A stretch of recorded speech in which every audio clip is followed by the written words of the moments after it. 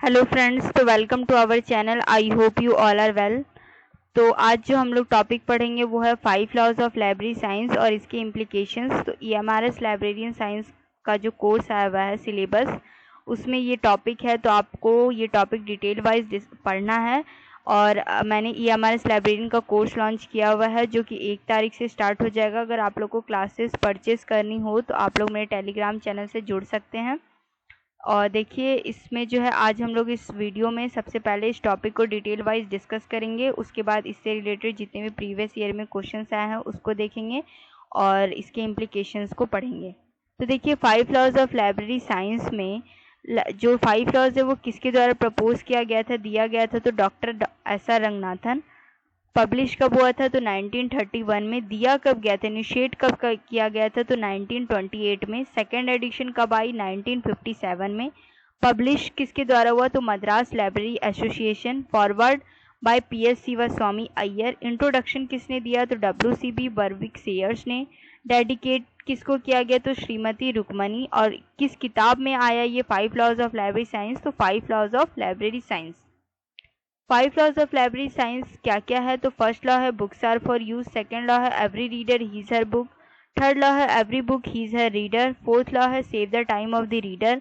Fifth law है library is a growing organism. अब इसके इम्प्लीकेशंस को अगर हम लोग देखें तो फर्स्ट लॉ का जो इम्प्लीकेशंस है बुक्स आर फॉर यूज, उसमें आता है location of the library. Second में आता है library building and furniture. Third आता है लाइब्रेरी आवर्स। फोर्थ आता है लाइब्रेरी स्टाफ। फिफ्थ आता है बुक सेलेक्शन। सिक्स्थ आता है सेल्फ अरेंजमेंट। सेवंथ आता है रेफरेंस सर्विस। रंगनाथन जी ने जो है जो फर्स्ट लॉ है उसको ट्रिवियल ट्रूइज्म रिमार्क किया था अपनी कौन सी किताब में, library science and scientific method में। तो ये भी आता है क्वेश्चन कि किस लॉ को ट्रिवियल ट्रूइज्म कहा जाता है, तो फर्स्ट लॉ। सेकेंड लॉ का क्या क्या इम्प्लीकेशन है, तो obligation of the state, obligation of the state, obligation of the library authority, obligation of the library staff, obligation of the reader। अब obligation of state के अंतर्गत क्या क्या आता है, तो choice of library legislation, maintenance of library system, coordination and resource sharing। उसके बाद authority में क्या क्या आता है, choice of the book, choice of the staff। Obligation of library staff में क्या क्या आता है, open access, cataloguing, self arrangement, maintenance, reference service. और रीडर में क्या क्या आता है, library rules should be followed और मेंटेनेंस ऑफ सिस्टम। अब देखिए इम्प्लीकेशन ऑफ थर्ड लॉ क्या है। इम्प्लीकेशन ऑफ थर्ड लॉ है एवरी बुक इट्स रीडर। और थर्ड लॉ के अंतर्गत इम्प्लीकेशंस में क्या क्या आता है, open access, book selection, cataloguing, self arrangement, reference service, publicity and extension service. Fourth law क्या है, save the time of the reader. और इसमें क्या क्या इम्प्लीकेशन आते हैं, location of library, open access, centralised classification, cataloguing, in depth classification, self arrangement, reference service, charging system. और fifth law क्या है, चार्जिंग सिस्टम में अगर आपसे कहीं पूछा जाए न्यूयॉर्क और ब्राउनी चार्जिंग सिस्टम किस लॉ के इम्प्लीकेशन में आता है, तो आपको याद होना चाहिए फोर्थ लॉ में। फिफ्थ लॉ क्या है, library is a growing organism. इसमें क्या क्या आता है, library building, library software, wedding out of document और मॉडर्नाइजेशन, कंप्यूटराइजेशन। ठीक है।